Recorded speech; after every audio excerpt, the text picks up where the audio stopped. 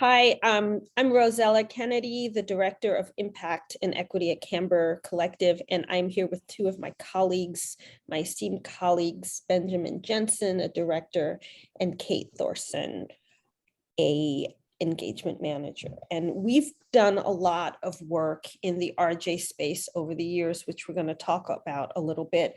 I know that this week has been a really difficult week for people who believe in women's health and access to reproductive justice. And it's felt incredibly tumultuous. And so we wanted to come together to sort of understand the moment from a different lens, if you will, and get a sense of how we regroup and where we're at and how we move forward. So I think one of the things that I'd like to just say to begin with is that when you think about issues like this, consulting firms are usually not considered. What sets Camber apart, I think, is the fact that we are missions and values based in the work we do. And the work is very much kind of in the background, like actuaries. You don't really see it. It's not very visible, but it's so incredibly essential to movements and moving social impact. So Ben, I was wondering if you could talk a little bit about the kind of role we play in partnerships such as in the reproductive justice space.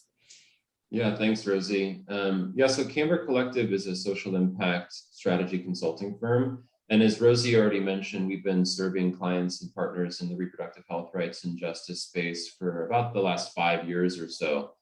And over the course of those 5 years, we've been really fortunate to work with a bunch of amazing organizations, including the Terra Health Foundation, RIA Ventures, Medicines 360, Cardia Services, the Packard Foundation, and Planned Parenthood, among others.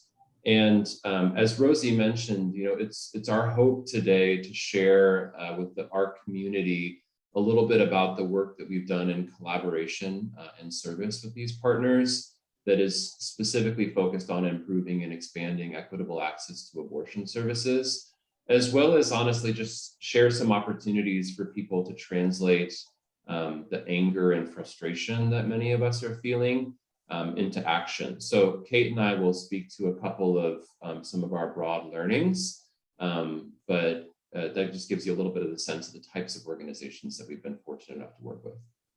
Thank you so much, Ben. Yeah, as I was saying earlier, as we were prepping our call, when you're faced with a crisis like a fire, a wildfire, you can either run around the house, screaming, "The ridge is on fire, what do we do?" Or you get your go bag, you get your essential papers, you gather your family, your loved ones, and your pets, if you have them, and you stay focused and you move forward. And it really does feel, after sort of the initial, emotionality of it, that's the moment we're in right now. We have to get our go bag, get our loved ones, and drive away from the fire, right? And so, Kate, I want to thank you both again for just coming together in this impromptu way to have this kind of conversation. And it's a complicated, emotional, and very, complex and multifaceted ecosystem. Can you tell us, just to help folks understand a little bit, what the current environment will be, and some of the barriers that we know about, and what we should gird ourselves for? Yeah, it's such a good question. And I mean, when it comes to abortion, the barriers are just multifactorial. And to begin with, just even today, not even looking ahead to what's likely coming down the pike, but just today, 90% of counties in the US don't even have a clinic. And even people who live in cities have to travel enormous distances in order to get care. So this creates, at a baseline, just substantial geographic barriers, spatial barriers. It puts immense time and financial pressure on people seeking abortion. And you layer onto that the restrictive regulatory environments that exist in over half of the US states, with things, barriers like waiting periods, multiple visit requirements, parental involvement laws that impact the ability for pregnant adolescents to get care. And then those costs and barriers are then further amplified by the impact of structural inequities, and in particular, racism, and classism, and that disproportionately impacts low-income people, people of color, and historically marginalized communities. And you take all those barriers and they intersect, they layer on top of each other, such that even with Roe in place today, many people in reality don't have access to abortion. And so looking ahead to the likely near-term future, if Roe is indeed overturned, there are 26 states lined up that are ready to ban abortion. And you look at the map, you look at the analysis, and it's really bad. Like, there's no sugarcoating it. It's bad. Over half of women of reproductive age live in those states, and the necessity and the costs of not just abortion itself, but all of the things that it takes to get an abortion, the travel costs, the childcare, lost wages, all these things that pose additional barriers and that amplify with the kinds of structural inequities people face, those are going to escalate and put abortion out of reach for millions of people. Mm-hmm, mm-hmm. It's very, very dire. I looked at the map this morning, and I think if you're in Alabama, you've got to find a way to get to Illinois, right? And that's daunting. And yet, you know, the human species can be incredibly resilient and canny when needed. One of the things that I found particularly harmful this week is the balance of the media coverage. Obviously, we need to know, we need to be aware, but there's always something that is, again, intentionally leading us to like run around the house, screaming the house is on fire, the house is, you know, that sort of infotainment thing.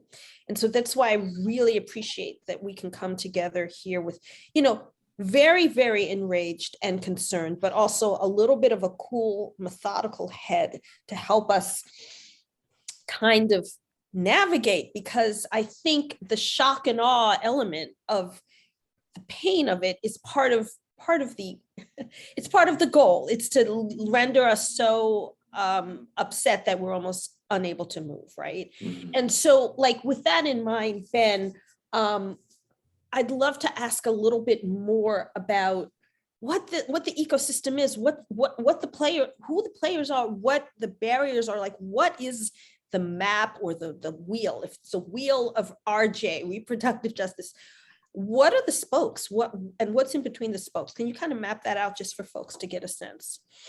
Yeah, definitely. And I will say the shock and awe and rage is just, I think, a reflection of our shared humanity. And so those feelings are genuine, and we're holding space for that here, as well as also trying to find opportunities for folks to get engaged. And I think one piece of that is to understand how to think about the broader landscape. And in a project that we did a couple years ago with the Terra Health Foundation and Ria Ventures, we did some of this mapping of the sector to help folks figure out how best to get involved. And one thing that we observed was that there was a lot of use of three different overlapping and interrelated terms. There was reproductive health, there was reproductive rights, and there was reproductive justice. All three are relevant. I think of all three as sort of three-legged stool. There's a role to play for all of them. And definitionally, I think it was helpful for folks to understand the distinctions, to figure out the myriad ways they could get involved and support, but also how to think about the broader landscape.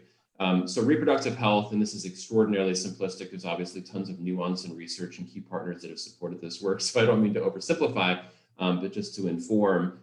Reproductive health is very service delivery focused, primarily focused on contraception and abortion services.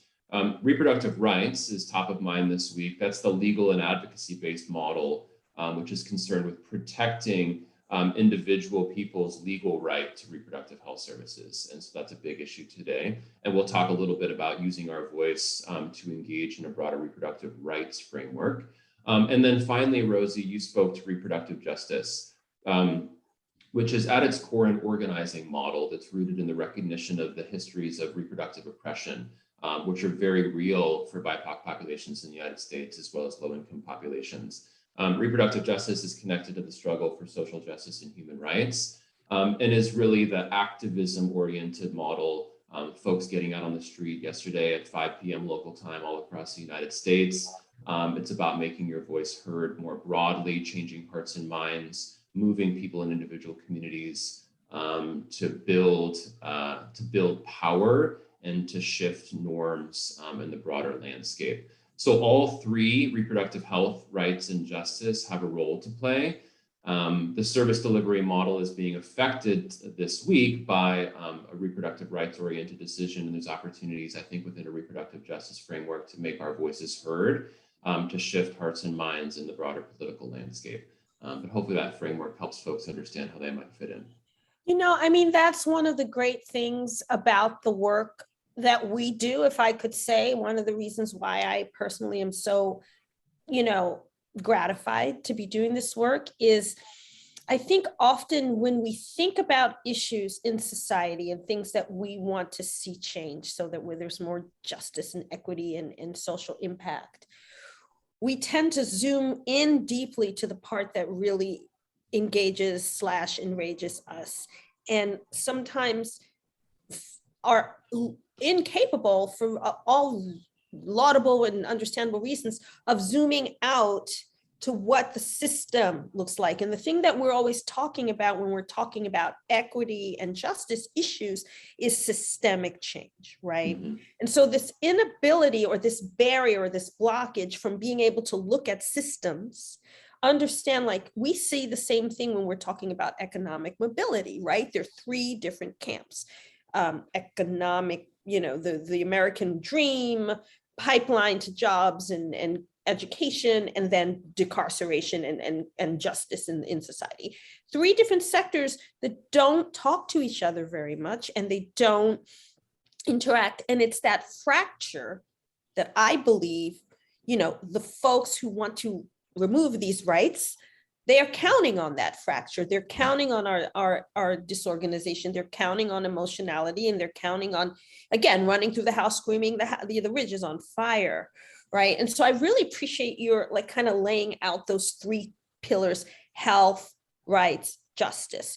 Can you say just a word or two about what we know from the field in these three sectors? How engaged are they with each other? How fractured are they? Where do we see opportunity? Because all of this has now kind of become just as urgent as climate change mitigation, right? So, like, what are some of the indicators that, you know, and either one or both of you have seen in the work we've done that can help us begin to map out ways forward? If we had all the power in the world, what would that look like?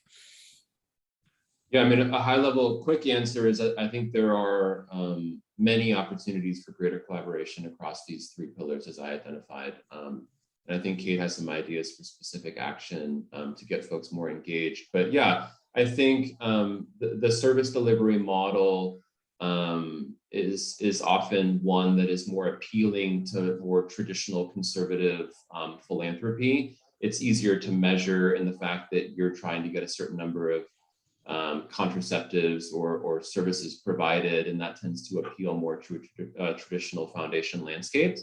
And I think that has long been a critique of the broader philanthropic movement, not getting as involved in movements and supporting some of the more grassroots organizing work that we know is so important in these communities. And I'll just point folks to a really helpful framework that I often return to that's actually published. It's called the Just Transition for Philanthropy. And we think about this a lot within the context of Camber. It's published by Justice Funders, justicefunders.org, to move from a more extractive to a less extractive philanthropic sector, to get more engaged in movements, to support leaders at the community level, and to do more work that is engaged in the reproductive rights and justice space. So I would say there's many opportunities for greater collaboration, and there's some really powerful frameworks, I think, to support that move. Thank you, Ben. I mean, if ever there's a time to get wise, right, and get serious, this is it. I often say when we're talking about issues around equity and racial equity, do you want to win the fight or do you want to change the world, right? And this feels like one of those moments for me. So I do want to ask you, Kate, like, what can we do? What are some things that, you know, regular everyday people who aren't consultants, or maybe people who are in other professions, or just people who have, you know, this compassion and care, what you're so involved in this issue personally, I thought you could share a little bit of insights for the folks watching. Yeah. Well, I think, the good news is that there is an incredible network of abortion and practical support funds across the country. Many of them rely on volunteers. So of course there's volunteer opportunities, but these are the folks that are out there doing the day-to-day work of helping people cover the cost of abortion, coordinate travel logistics, provide emotional support. It's really the, in the field, on the ground work, and they need support. Like, easy answer, like donate to abortion funds. And there are abortion funds by state, they're by region. There's the National Network of Abortion Funds. Like, they need funding to do the work, and a little bit of funding goes a long way. And I can tell you that from personal experience. There's also an incredible collection of organizations that are out there doing the work to educate and share resources about self-managed abortion, about medication abortion by mail, which is, increasingly an option, that are out there training providers to deliver care in a culturally relevant way, and organizations that are leveraging new models of care, like digital health and telemedicine, in order to make care more accessible. There are organizations that are supporting people seeking abortion with, community-based full spectrum doula care, or providing legal services to people who are criminalized for exercising their rights. So all these organizations, abortion practical support funds, these community-based organizations, donate to them. That's one action. I think the second action is using your voice. I mean, this is not just about abortion. This is interconnected to a full civil rights framework. And all of us need to use our voice, call our representatives, take action to make sure that that we have people who are representing us, and representing the decisions and the choices that we want to see made at a state level and at a federal level. So donate, take action, and show up. Like, when you're called, show up, reach out, ask what you can do. There's so many organizations who are activating, who are organizing in community. Show up and use your voice, use your body to get engaged. Thank you so much. I think I would add another, which is also talk to people. I personally very deliberately cloistered myself off from folks who don't share my views because I'm exhausted, and a woman's got to rest. But a lot of people I know do have family members, community members, and others who are only getting one source of information about these topics. And I think the more we can humanize, the more we can call in as opposed to call out, the more we can link it to other civil rights issues that feel very tenuous right now. My friends who are in gay marriages are on alert. I'm in a mixed race marriage. I don't think we're going back to pre-loving, but I think it creates an atmosphere that's very chilling. And so I think the more we can help those who aren't seeing the full picture or only focused on, the image of the unborn child, whatever you want to call, however you want to approach that. I think there are ways that we can humanize. I always like to say humanize the data, but humanize the framework. So, because we need the collective power of the folks who don't necessarily in this moment agree with us, or who have been, eating a diet of different types of ingredients, shall we say. It's together. And of course, we have some really important polls coming up later this year, which feel more acute than ever. So the fire's rolling over the crest. We're in the car. We got our papers and our loved ones, the dogs, the chickens, everything. We're taking off in the other direction. What do we get? What do we see when we get to that other direction? What's positive? Is there anything good that we can share today? Well, I can chime in. I think it's, let's not sugarcoat it. This is a very frightening moment, and that's real. And the very likely prospect that we will soon be living in an era where Roe is overturned and 50 years of progress can just be wiped away. I mean, that's unconscionable, and it's something that should make us all shudder, but it should also make us activate. And I think what I'm holding on to in this moment is that a couple things. One, that reproductive health rights and justice activists are stubborn, they are creative, and they are passionately committed to this work, and they will not stop fighting. Maybe we'll, get batted down, but not without getting back up to fight. That's one thing. I think secondly, and importantly, this is not 1970. A post-Roe era does not look like a pre-Roe era. And we have tools that we didn't have in 1970. We have medication abortion. We know it's safer than Tylenol and Viagra. We already have more than 50% of abortions that are medication abortion. And the vast majority of abortions happen in the first 10 weeks when medication abortion can be used. So we have this as an option. We also, as a result of COVID, have expanded telehealth, and people are now more accustomed to using it. It's not a silver bullet, that's for sure. There's another conversation we can have about barriers to telehealth. But I think the silver lining for me is that we do have incredible tools that we didn't have 50 years ago. And we have an incredible group of people who are willing to fight to make sure that every person who wants to exercise their rights is able to do so. And I think those are important things to keep in mind and hold on to. Mm-hmm. Thank you, Kate. And as someone who was a small child in 1970, I was actually born in the pre-Roe era. I can say in my lived experience, we have a different world. We have social media, we have different mindsets. Yes, we have a very activated opposition group.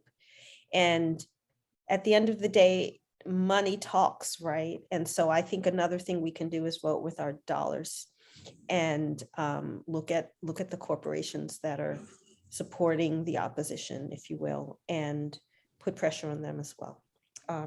So thank you, Ben. Are there any lights that you'd like to shine before I leave you both to your day? No, I love what you both shared. I would wholeheartedly agree.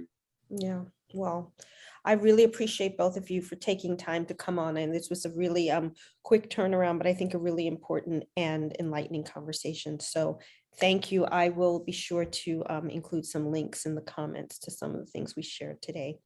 Wishing you both a great day. And thanks to everyone who watched. Take good care. Thanks, Rosie. You got it. Bye-bye.